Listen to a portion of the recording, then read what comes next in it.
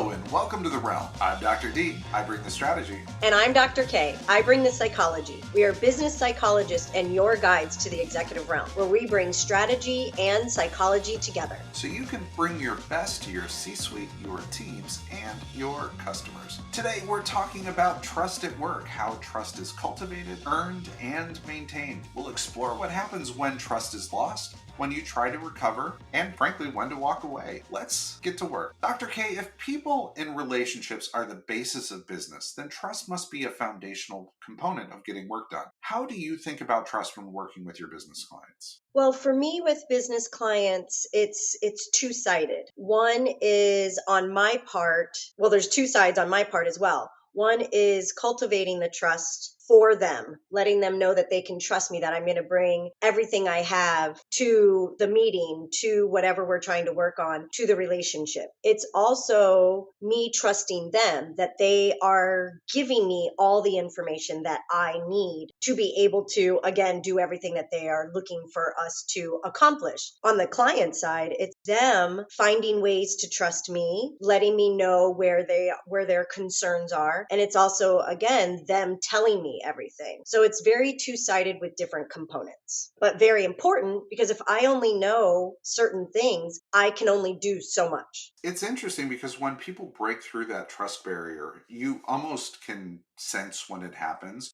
People are hesitant, they might hold back, they might be reserved, they might talk around a subject. And then as soon as you feel like that trust barrier has been broken through, it's like people just open up and all of a sudden you can get a sense of who a person really is. Most people have a really good innate sense about whether the person that they're talking to trusts them. And if, and likewise, if you don't trust the person, people generally have a pretty good sense that there's something off in the relationship.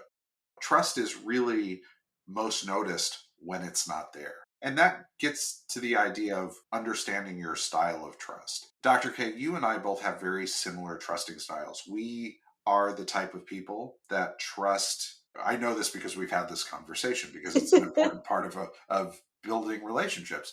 But having a trusting style where you trust implicitly from the start, that's the kind of trust that I walk into a relationship just assuming that trust is there from the start. The challenge with that is when trust is lost, when I lose confidence in someone and I don't trust them any longer, it's really, really difficult to earn that trust back. It's not impossible, but it's really difficult for somebody to earn that trust back. On the other side, and again, these are extremes, people are along a spectrum on, their trusting style. On the other side, there are people who do not trust from the start. You have to earn their trust from the very beginning. You start with a zero balance and you have to fill up that trust tank before they trust you. I always, interpersonally, and particularly early in my career, I did not understand that distinction between trusting styles. I would give up on people who didn't trust from the start because I just assumed that they would never trust. So I didn't want to invest, or I didn't realize I needed to invest in building trust with them, because why would I have to? I trusted them immediately from the beginning. I don't understand why I have to jump through these hoops and provide all this extra work when really you hired me or we worked together. So there should be a foundational basis of trust there from the beginning, but not everybody operates that way. And I missed a lot of that earlier in my career. Yeah, I would agree. I'm the same way as you. I for the most part, trust pretty quickly. I tend to give people the benefit of the doubt. I would say probably to a little bit of detriment to myself when I was younger. Now, as my experience has grown, my education has changed, my relationships with people have changed. As a behavioral specialist, I do notice, but I'll notice some hold back on other people's part. And then I'll still trust them, but it goes to a certain extent and stops. So if I'm reading them, if I'm reading their behaviors and trying to understand, and they are slightly standoffish or slightly disengaged, I have learned to not always push, because I used to be a very big pusher and just go all in, but I've learned not to push. But I'm also like, okay, if they're disengaged, they're not fully trusting, I'm going to hold back my trust because there's a reason. So I will hold back a little bit because maybe me being so trusting could make them uncomfortable. That is a great point. And if you come on too strong in some ways, it can put people off. I still tend to approach every new relationship as an open book with a lot of trust. That's burned me a couple of times, right? Hmm. In Me business as well. where I've overshared or I've held on to that trust in another person for longer than I For should too have. long. Yeah, Hmm. and it can be, I think the only appropriate word I can think of is naive. I really want to believe, and again, this comes back to optimism and some of the other personality traits that fit into this category or fit into defining your style. But I tend to be very optimistic about people, and I tend to approach new relationships as though a person can be 100% completely trusted, and that their motivations are pure in intent and they are completely working to invest in building a relationship as well. And I know that's not true, but I don't want to change my style because so often building a relationship and driving or demonstrating my openness in my willingness to trust other people has helped build really strong relationships really quickly. The benefits of that approach has certainly outweighed the negative consequences. The one or two people that were so confused by my willingness to trust because they were not of a trusting nature by from the start, that wasn't their style, that I would have to adjust, or the relationship didn't work because that was not the right way to approach it. Now, often in a business environment, you still have to work with people and you find a way to build trust with people. I mean, if you are someone who is mission oriented and not self serving and own up to your mistakes and all of the things that we'll, again, talk about probably in more detail as this conversation goes on, you tend to develop some trust in people. Yeah, absolutely. And I mean, with what you were saying, you may trust people right away, and there's certain things that are going on. But as a leader, sometimes you have to, you're going to have your fear with the trust. But something that you want to look at as a leader is you want to look at your employees' strengths and their weaknesses. So it's an intellectually placed trust. So on the leader side, it's important to know your employees, know your teams, and where to put them appropriately. There is a bias, something called fundamental attribution bias, where people assume they understand people's behavior. So, somebody who is not quite in the right role in an organization and maybe don't perform as well as they should on a skills basis or a task basis doesn't mean that they're a bad person and can't be trusted. It just means that they don't have a skill set. But I've often heard leaders say, I don't trust person X because they don't deliver on Y. And it's not necessarily anything to do with personality or their integrity or anything else. It's just they don't have the skill set developed or they're slightly misplaced in their skills. And so that causes an erosion of trust. But that's not really a trust issue. That is a skill gap issue. A person might not be a good fit for a role, and that is a very real thing. Leaders have to be careful not to miscategorize those things as trust issues. Trust issues come down to integrity, following through on commitments, and doing what you say you're going to do, all of those things, not whether or not they have the capability to get the job done. Absolutely.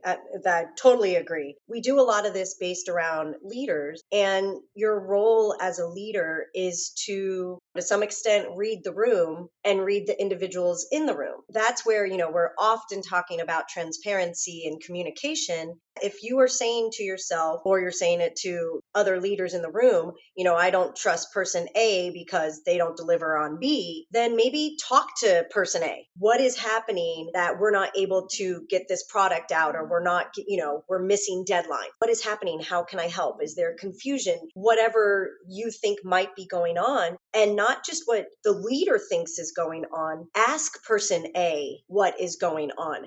Ask them to communicate, because as humans, we're going to have a subjective viewpoint, especially when we're in the mix of it. So it's going to be harder to look at it. And so ask the person that you're struggling with what their viewpoint is. And then that's when you can tackle these issues. Yeah, and a big part of being a leader is being able to evaluate a situation, a set of circumstances, the capabilities of people objectively. A lot of this conversation, at least for my part, we're going to talk a lot about biases that are introduced in decision making and thinking. And so, when those areas where you were talking about, Dr. K, where it's what you think might be going on, there are biases associated with that. There is asymmetric information bias where you think you know more about a situation than the person that actually involved. And then there's also projection bias where you project what you think a person is doing based on what you think the circumstances are. The circumstances can be very different for them. If you do that as a leader, if you jump to conclusions and project what your thinking is on a person and you are wrong, you could be right, but if you are wrong, it erodes your own trust. Every situation has to be approached, particularly in difficult conversations or performance issues or even small challenges in getting things done. You have to approach the situation with an open mind, inquisitive, ask questions, because often what you think is going on is not what's really going on. So you always have to, as a leader, approach every situation from a clean slate. You have to really recognize whether the conversation you're about to have is going to be driven by historical learning about a person or a situation, or even a person in a given situation, versus the right thing to do, approaching every time with a fresh perspective. We do want to talk about how listeners out there might be like, well, trust is more of a relational thing outside of the business, and not understanding what can impact or what leads to lack of trust. Because to be honest, if you can't trust someone, doesn't mean that you're telling your deep, dark secrets. But if you can't trust, the leader feels that they can't trust their employee to get something done, or if an employee can't trust that their leaders are going to support them, there is going to be a lot of disengagement. Tension, Yes. anxiety, all of those hmm things as well. Yeah.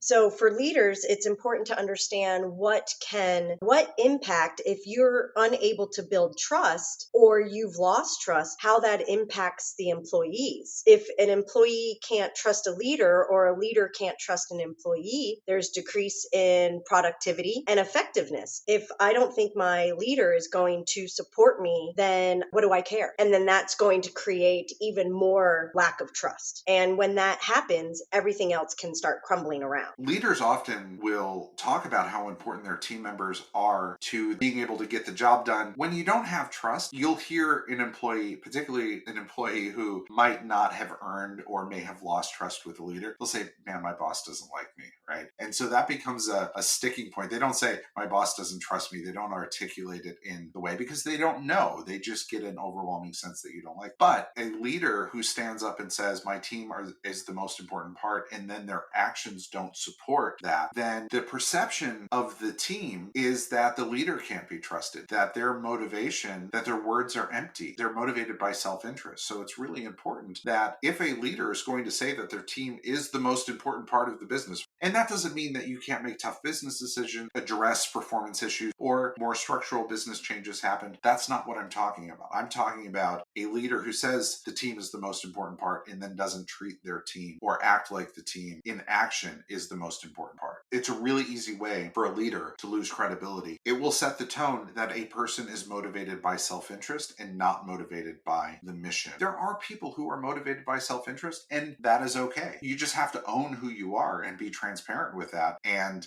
demonstrate that I am in this role because I want to get to the next higher level role. It is an honest assessment of the situation. If you believe that in your mind and you try to set the perception that you are not motivated by self-interest, you will have a hard time getting trust from others. Definitely. Yeah. Your team wants to know that you are there for them and that you're also there for the organization, because that's what the team is there for. Yes, you may want to move up the ladder, the corporate ladder, but to move up the corporate ladder, you have to have the team. And something else to, keep in mind as a leader, you want to invest in your employees. If we're always running out of ink to print, we're not going to be able to produce. They're not going to trust that our leader is going to provide the stuff that we need. Or if an employee comes to a leader and says, I think that if I take those online classes or continuing education or whatever it is, I think these would be beneficial. Can I take an hour? Can I take, one day off to do this? And you say no, even though the employee is wanting to better the team or better themselves, that's not providing a chance for the employee to grow professionally or personally. And that employee is not going to trust the leader. They don't want what's best for me, which then is best for them. So I'm going to kind of stand back now. I'm not going to trust. So it's one of those additional things that leaders need to do. They need to provide time and resources. Yeah, I mean, if you as a leader say, I believe in investing in the growth of my team and investing in the education of your team, and you don't provide educational or growth opportunities, then you are not living your commitment. If an employee comes to you and says, we don't have the tools that we need to do the job, and you say, oh, no problem, I'll make sure that gets done, and it doesn't get done, you will lose trust in your employees. I mean, it's just, there's no two ways about it. It's not just trust in your employees that you have to focus on. You have to think about the trust in your peers. You have to think about the trust in your leaders. I think there is no more frustrating leader to work with, in my experience, than a leader who works really hard to build trust in those that they work for, but don't build trust in those that they work with. These are folks who seem to glow in the eyes of senior leadership, but then really just don't have the respect of their colleagues, in many cases, don't have the respect of their employees. A well rounded leader builds trust at every level in their sphere of influence. They build trust and live their commitment with their team and recognize the value that their team brings to making them successful. The relationships with the peers are critically important to being able to effectively work and collaborate across a complex project or even any business. It always requires expertise from across an organization, and you have to have trust in your leadership, and you have to trust your leadership. So you have to focus on all of those. And there are people who are imbalanced in their approach. There are leaders who put so much faith and confidence in their team and trust their team so much that they end up protecting their team in times that they shouldn't, become imbalanced in their perception of their team versus the rest of the organization. A leader can become so invested in the relationship with their team that they lose confidence from others, from leaders and from colleagues, because they're so emotionally invested in the team. And that really gets to the idea that there is a dark side of trust. You can overtrust. As we spoke about at the beginning, there's a level of naivete, a level of trusting for too long or not testing the assumptions of your basis of trust and being overconfident in the relationships that you have in trust. And Dr. K, what are some areas where trust really can work against you? Trusting too much and not being trusting to the point where you don't see red flags, or trusting to the point that we're not looking at weaknesses or opportunities. I think that would be the biggest part of where it could be something negative. Or, as we've been kind of talking about biases, also in group bias, where we're just, okay, well, my team says this, and I believe everything that my team says. It's kind of like a little gossip session. Well, obviously, if we're gossiping about it, then that's the truth. Taking every single thing that you hear as truth and not either forming your own opinion, researching what needs to go on, and trusting that in-group opinion.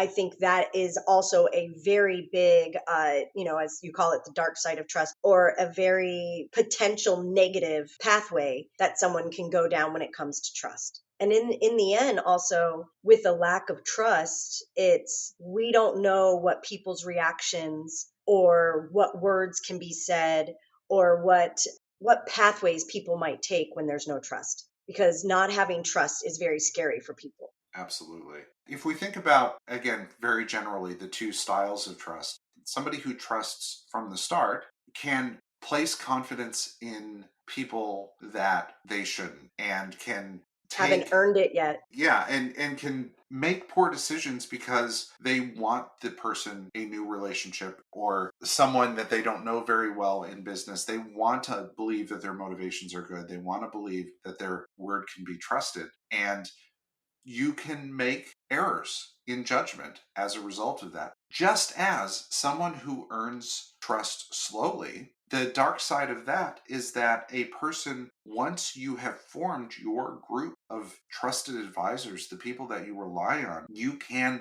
take their word as gospel in some cases. Biases can circulate in a small group of close knit, highly trusted individuals. This happens often in leadership where there is a small group of decision makers with a disproportionate amount of authority and power in an organization, and they don't tend to listen to outside voices. That can, again, you brought up in-group bias. That's exactly what this is. It's important that in both cases, whether you trust early or you take time to earn trust and then trust deeply, it is so important that you continually push yourself to reach outside perspectives. You have to think about what your assumptions are. You have to think about, am I really evaluating the decision I'm trying to make, the information that I'm contemplating? Am I doing it objectively? Because if you get your information from a small group of people or a small group of information sources, it is just as dangerous as trusting people naively.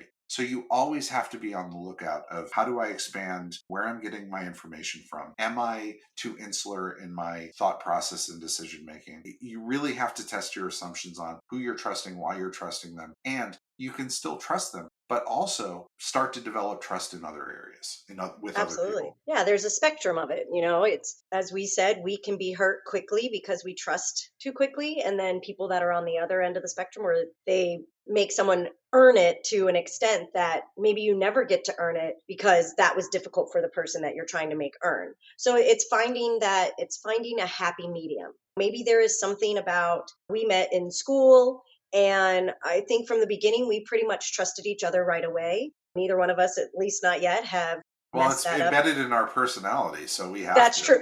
Yes. But then there were other people that I didn't have that connection with, that trusted, but not to the level that I trusted with you. So I swung on the spectrum, or the pendulum swung for me, because whatever it was, I was like, okay, maybe I'm not going to keep that person at arm's length, but I'm not going to let them in my sphere as quickly as we became friends, we became colleagues, and working on projects together pretty quickly. There's opportunity to swing back and forth. You just have to take that, kind of maybe go with your gut feeling to some extent. Or, if your gut feeling is saying one thing, but you've got people that are like, no, we can trust this person, this is why, maybe open up your lens a little bit to allow that in. And then what we have to remember is our lens of trust, or our amount of trust, our level of trust can change. Maybe we don't trust someone at first, and then all of a sudden we're like, oh my gosh, why did I not trust this person? They're amazing. They're doing everything that I've asked for. Or my leader is providing everything that they said. So our trust level can change. And that is okay. It's not set in stone. You can either lose it, gain it, or maybe you're a little on guard at times. Yeah, and even yeah, and everybody has to test their assumptions about why and when they should trust, regardless of when they are in the relationship. People who have a difficult time trusting should try to trust earlier.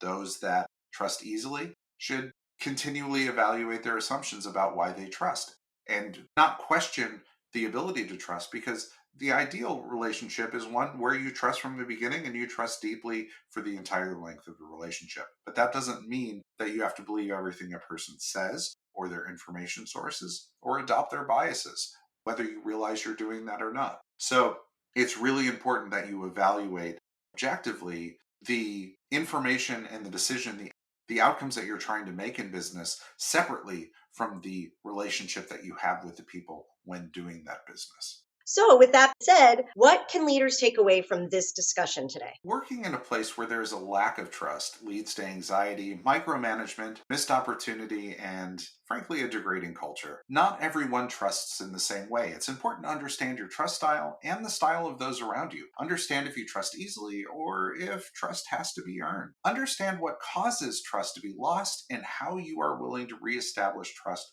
if it's lost. Build trust by understanding your style and the style of others. Don't be afraid to ask. Lead by example. Keep your word. Demonstrate your motivations aren't based in self interest. Admit your mistakes and let actions be consistent with your mission. Transparency is key. If you're sensing a lack of trust, talk about it. If you are losing trust in someone else, or if you feel like someone else might be losing trust in you, have the conversation. Keep in mind, there is a dark side to trust. Common biases can lead to insular decision making. Make sure you validate your assumptions when getting insight from someone you know well and get perspectives from different people to get as many unique points of view and information sources as you can. Trust is important, and it's really only noticed when it's missing. Make it a point to understand how trust works in you, how it works in those around you, and make it work for you. With all that said, Dr. K, what's on tap for next week? Well, next week we will be starting a series of discussions about organizational design, whether you're starting a new company from scratch, transforming an existing company, or even designing a team to work better.